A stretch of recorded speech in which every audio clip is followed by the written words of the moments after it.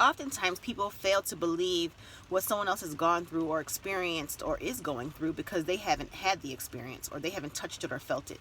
It's kind of like Thomas when everybody was like, Jesus is back from the dead. And he was like, well, unless I see it and put my fingers in his hands, it ain't true.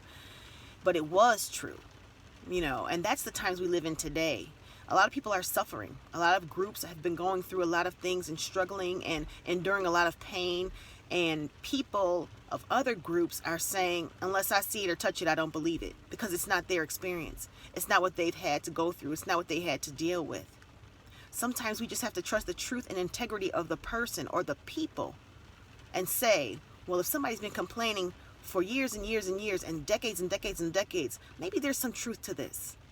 Maybe there's leadership and people going out speaking against injustice and human rights needs because there's some truth to this. I would hate for you to have to touch it, feel it, and see it or experience it to participate. I wouldn't wish it on anybody. Just believe that you need to lend yourself to love. That's where we are in this time. Lend yourself to love.